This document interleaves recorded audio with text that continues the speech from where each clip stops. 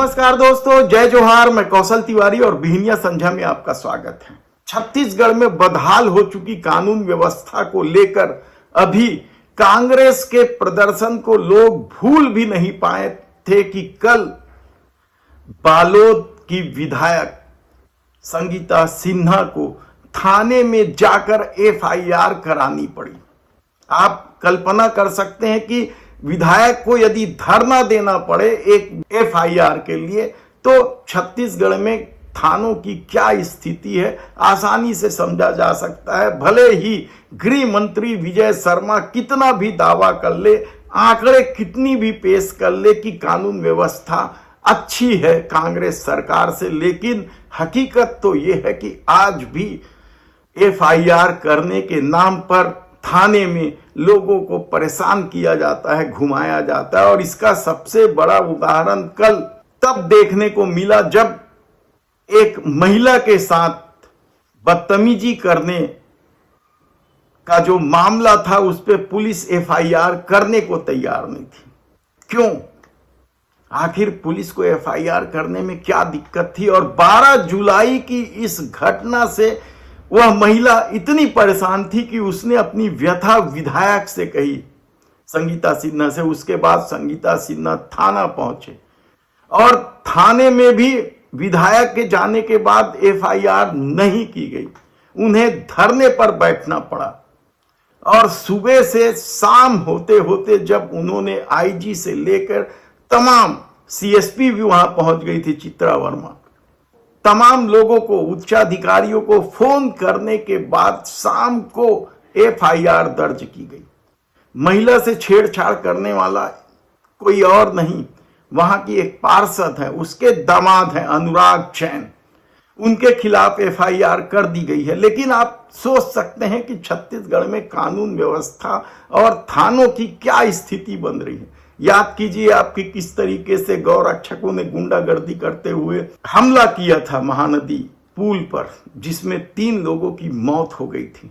इस मामले को पुलिस ने मॉब लिंचिंग मानने से इनकार करते हुए अपने जो चालान पेश किए हैं, आरोप पत्र जो कोर्ट में दाखिल किया है, उसमें कह दिया है कि गौ रक्षकों के डर की वजह से वे जो तीनों लोग थे वो नदी में कूद गए और चट्टान में गिरने की वजह से उनकी मौत हो गई। खुलेआम किस तरीके से चाकूबाजी की घटना हो रही है, किस तरीके से हत्या की घटना अचानक बढ़ गई है। चोरी का तो और भी बुरा हाल है। यदि आप 2-4 घंटों के लिए अपने मकान छोड़कर कहीं जाते हैं तो चोरी हो जाती है। इस तरह की स्थिति कई कॉलोनियों में सुनाई देने लगी है।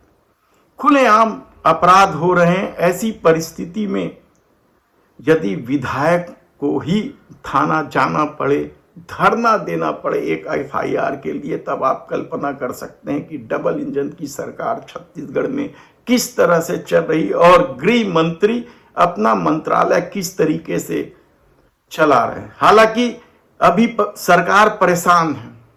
सरकार परेशान इसलिए है क्योंकि वह 2 मंत्रियों का विस्तार नहीं कर पाई। 2 मंत्री पद खाली पड़े हैं।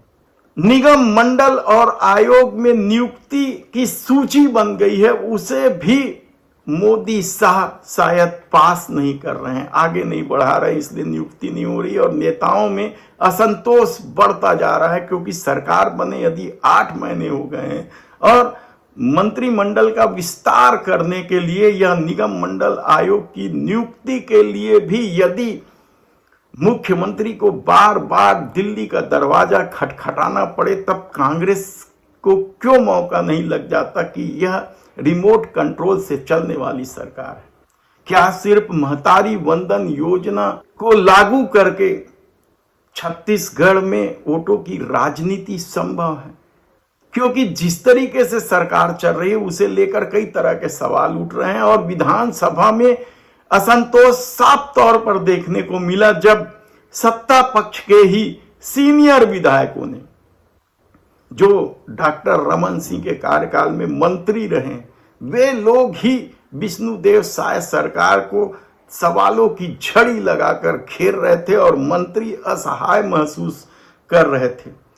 वह तो डॉक्टर रमन सिंह जैसे स्पीकर हैं इसलिए मामले को संभाल ले रहे थे, लेकिन कहा जाता है कि छत्तीसगढ़ की जो सरकार है उसका परसेप्शन जो विधानसभा में बना है वह बेहद ही हैरान कर देने वाला है। तब सवाल यह है कि आने वाले दिनों में कानून व्यवस्था को लेकर यह सरकार क्या निर्णय लेती है। धन्यवाद।